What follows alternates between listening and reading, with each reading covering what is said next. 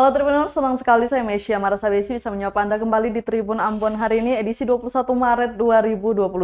Tribuners, sejumlah berita terbaru dari Kota Ambon dan sekitarnya akan kami hadirkan untuk Anda. Kita mulai dengan berita pertama. Satu dari 3 pelaku pencurian di Terminal Mardika Ambon diringkus polisi. Polresta Pulau Ambon berhasil menangkap 1 dari 3 pelaku pencurian di kawasan Pasar Mardika. Pelaku yang ditangkap yakni SL. Kasih Humas Polresta Ambon, Ibda Moyo Utomo menjelaskan, modus operasi yang dijalankan yakni SL berpura-pura menempelkan kakinya ke motor korban yang tengah melintas. Sehingga pelaku seketika menjerit seakan dirinya ditabrak. Kemudian pelaku yang berpura-pura tertabrak langsung mengajak korban berbicara dengan tujuan mengalihkan perhatian. Setelah aparat menerima laporan korban, langsung bergerak cepat. Tidak butuh waktu lama, 1 dari 3 tersangka berhasil diamankan. Untuk mempertanggungjawabkan perbuatannya, SL sudah ditahan di rutan Polresta Ambon dan dijerat dengan pasal 363 ayat 1 ke 4E dengan ancaman hukuman 7 tahun penjara. Untuk tersangka sudah ditangkap 1 orang. Inisialnya Pak? Inisialnya atas inisial SL. SL. Itu dikenakan pasal berapa? Pasal 363 ayat 1 ke 4E. Pak, ini modusnya apa? Dia sendiri atau ada rame-rame begitu Pak? Untuk tersangkanya? Berkelompok. Berkelompok. Itu berapa yang masih diincar polisi? Masih sekitar 2 orang lagi yang target polisi. Oke. Disampaikan untuk masyarakat Kota Ambon yang melintas atau berbelanja di Pasar Merdeka agar hati-hati dengan modus yang baru ini. Jangan sampai terkecoh dan jangan menaruh barang-barang berharga di laci motor atau kendaraan yang terlihat oleh para tersangka ini.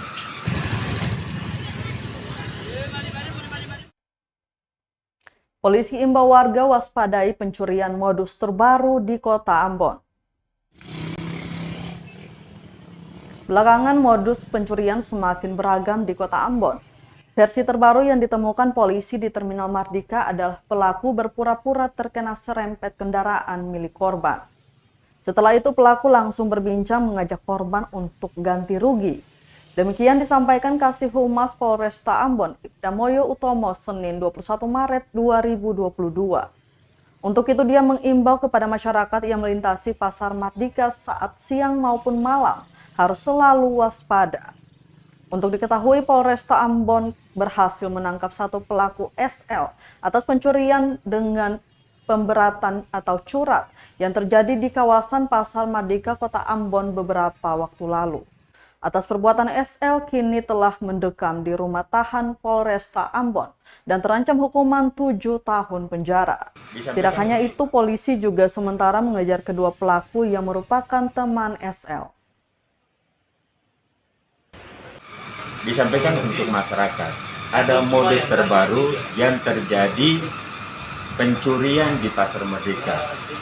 Dengan modusnya, tersangka merasa terinjak kakinya dengan ban motor yang dikendarai korban.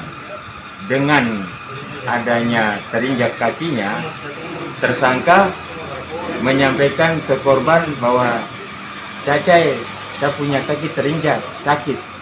Karena dengan beralihnya bahasa itu, korban fokus pada pelaku. Sehingga pelaku yang lain mengambil HP yang ada di laci kendaraan korban. Disampaikan untuk masyarakat Kota Ambon yang melintas atau berbelanja di Pasar Merdeka agar hati-hati dengan modus yang baru ini. Jangan sampai terkecoh dan jangan menaruh barang-barang berharga di laci motor atau kendaraan yang terlihat oleh para tersangka ini.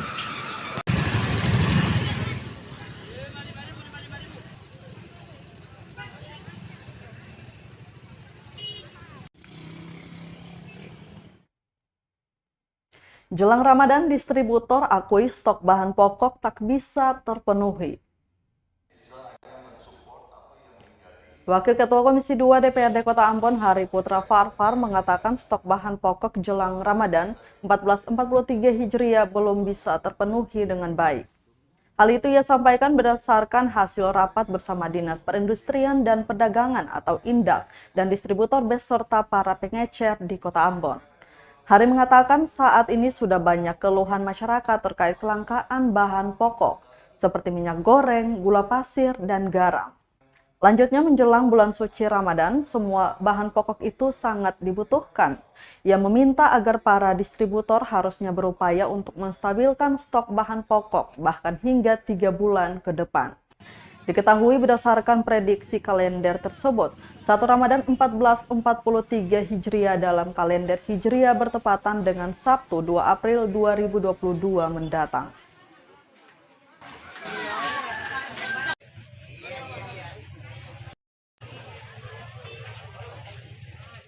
Dan hasil rapat terakhir kemarin kita cross check juga dengan distributor dan para pengecer bahwa memang stoknya ini memang untuk sementara ini belum bisa tercover sampai nanti sebelum puasa hingga Ramadan. Itu mengapa kita mendorong kemarin supaya memang tiap harinya nanti Dinas Indak ini harus fokus, harus melaksanakan operasi pasar guna menstabilkan harga dan itu menghindari adanya timbunan. Dan kemarin juga kami resmi mengundang 3 distributor utama yang berkaitan dengan 9 bahan pokok dan sudah dipastikan bahwa kebutuhan itu untuk 3 bulan ke depan ini sudah dijamin. Ini juga yang nantinya akan kita cross check dengan fakta di lapangan.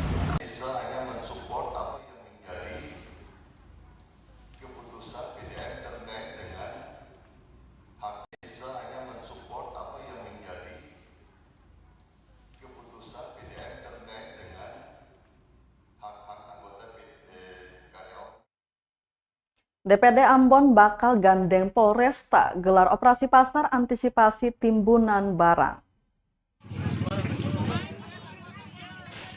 Jelang Ramadan 1443 Hijriah, Komisi 2 DPRD Kota Ambon bakal menggandeng Polresta Pulau Ambon dan Pulau-Pulau Lease untuk menggelar operasi pasar. Wakil Ketua Komisi 2 DPRD Kota Ambon, Hari Putra Farfar, mengatakan hal itu dibuat guna mengantisipasi adanya penimbunan barang pokok. Ia mengatakan saat ini berdasarkan laporan masyarakat, beberapa barang pokok mengalami kelangkaan seperti minyak kelapa, gula pasir, dan garam. Sehingga perlu adanya cross-check langsung di lapangan terkait penyebab kelangkaan beberapa barang pokok itu. Dirinya juga mendorong agar Dinas Perindustrian dan Perdagangan atau Indak Kota Ambon juga harus berupaya untuk menstabilkan harga barang.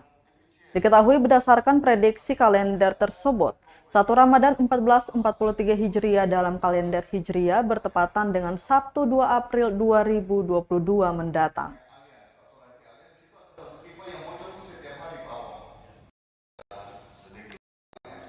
Sama dengan Indak sebagai mitra ya, itu sudah kami sampaikan bahwa ini kan yang menjadi isu nasional hari ini kelangkaan minyak goreng. Tapi ternyata selain kelangkaan minyak goreng, ini di masyarakat ini juga terkhusus di pusat perbelanjaan modern ya, bahwa bukan cuma minyak goreng yang langka, tapi juga gula pasir dan garam. Dan sudah dipastikan bahwa kebutuhan itu untuk 3 bulan ke depan ini sudah dijamin. Ini juga yang nantinya akan kita cross check dengan fakta di lapangan, bahwa nanti sebelum hari raya nanti akan ada sidak-sidak yang nanti dilaksanakan yang langsung dipimpin oleh pimpinan komisi juga beserta kita gandeng juga dari pihak Polres, supaya memang kita hindari yang namanya itu mafia-mafia penimbunan dan sebagainya.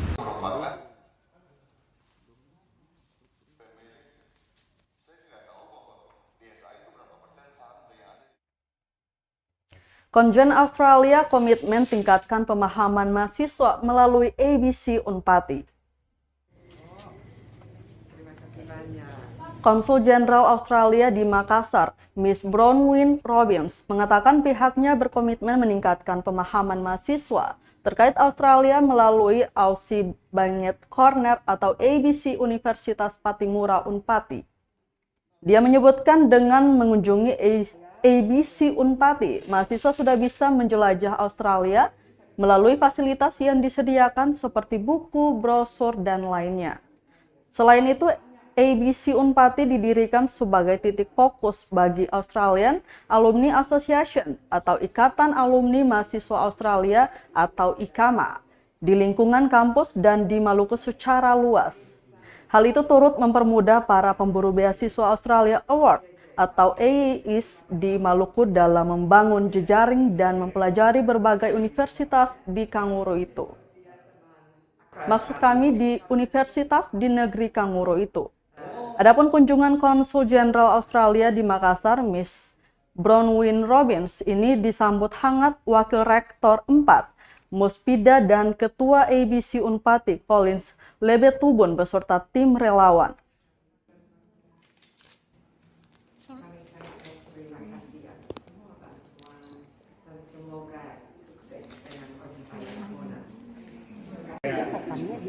Di tengah kunjungan mereka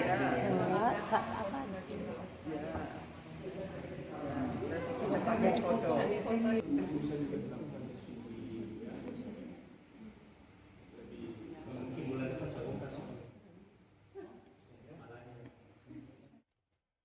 Tribuners, kita beralih ke berita lainnya. Pastikan bebas narkoba, 50 pegawai dan napi di Lapas Saparua jalani tes urin. Sebanyak 50 pegawai dan warga binaan pemasyarakatan atau WBP, Lapas kelas 3 Saparua jalani tes urin Senin 21 Maret 2022. Hal ini dilakukan untuk mengantisipasi peredaran gelap narkotika di kalangan pegawai dan WBP di lingkungan lapas. Kepala Lembaga Pemasyarakatan Ernest L. Laturete mengatakan pemeriksaan urin yang dilakukan merupakan langkah tegas Lapas Saparua dalam memerangi narkoba. Selain itu, dirinya akan bertindak tegas terhadap petugas maupun WBP yang melakukan pelanggaran apalagi berhubungan dengan narkoba. Lanjut dikatakan, meski hasil tes urin semua negatif saat ini, janganlah dulu puas. Ke depan, dirinya akan terus meningkatkan pengawasan dan pengendalian keamanan.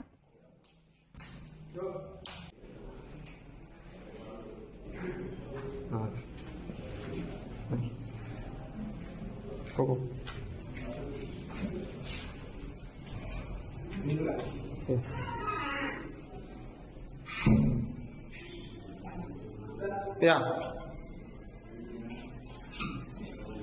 Kita baca kan.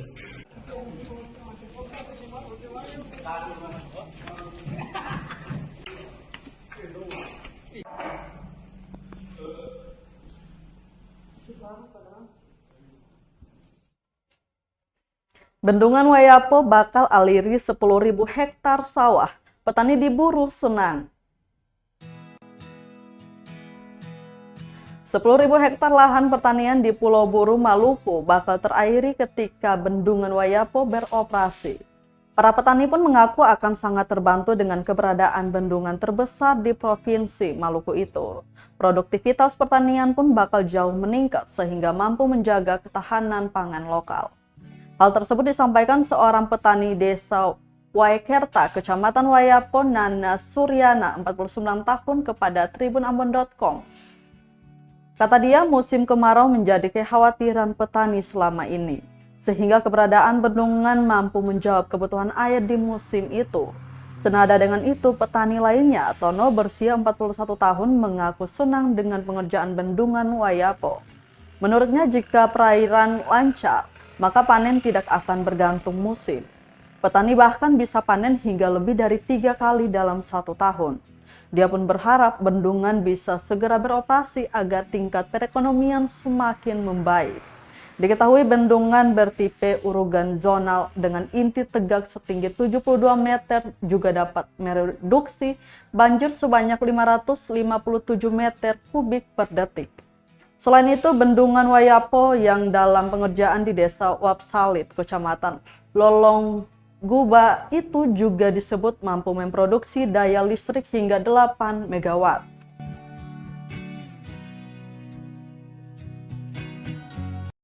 yang dibuat baru ini, jadi kita ini sudah tidak ada kendala lagi. Jadi kapanpun kita mau budidaya, maka air akan tercukupi. Bahwasanya kalau sampai terjadi kemarau panjang, otomatis kan di bendung-bendung yang lain itu biasanya debit air kan mengurang. Otomatis kalau bisa disuplai oleh bendung yang baru, otomatis kan bisa juga menunjang perekonomian para petani. Otomatis petani bisa bikin sawah sampai 1 tahun bisa 3 musim atau bahkan lebih. Kami mengharap untuk proyek bendungan ini ya bisa bermanfaat untuk semua petani yang ada di Buru dan juga terutama yang pernah saya dengar bahwasanya untuk mencegah adanya banjir di kala musim penghujan.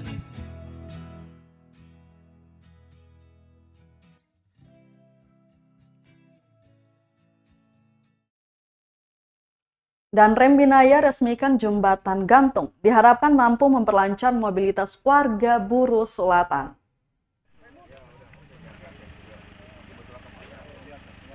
Dan Rem 151 Binaya, Brigjen TNI Arnold Ritiau meresmikan jembatan gantung NKRI 5 di Desa Batu Kasa, Kecamatan Waisama, Kabupaten Buru Selatan, Minggu 20 Maret 2022. Berkat jembatan gantung yang dibangun Kodam 16 Patimura dan Korem 151 Binaya melalui Kodim 15066 Lea, masyarakat ketika ke pasar tidak lagi menyeberangi sungai dengan rakit atau berenang. Serta bagi anak yang ingin pergi ke sekolah tidak merasa sulit. Sebagaimana diketahui, jembatan gantung yang diresmikan tersebut menghubungkan 2 desa, yakni Desa Waimasing dan Desa Batu Kasa. Peresmian jembatan NKRI 5 oleh Danrem 151 Binaya ditandai dengan penandatanganan prasasti dan pengguntingan pita. Jenderal Bintang 1 asal Maluku itu mengungkapkan ketika ada waktu, direncanakan untuk membangun beberapa jembatan lagi. Dirinya juga mengucapkan rasa terima kasih kepada semua tim yang turut berpartisipasi dalam membangun jembatan KNRI 5. Maksud kami NKRI 5.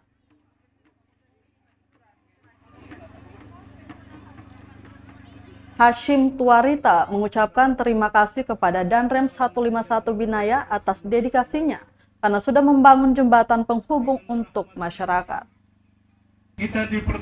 Jadi kalau hari ini kita bisa resmikan jembatan yang kelima, rencana dari Allah. Nah, untuk itu kita minta mari ketong memberikan hati yang tulus, memberikan hati yang baik. Bahwa kalau ketong tahu ini ridho Allah, maka ini adalah barokah ya yang bisa dipakai untuk meningkatkan taraf hidup dari masyarakat. Masyarakat susah lagi kalau mau sekolah. Anak-anak tuh mau pergi pasar, mau apa, mau hujan badai, banjir basar pun tetap jalan. Untuk itu katoran harus jaga dengan baik, ya.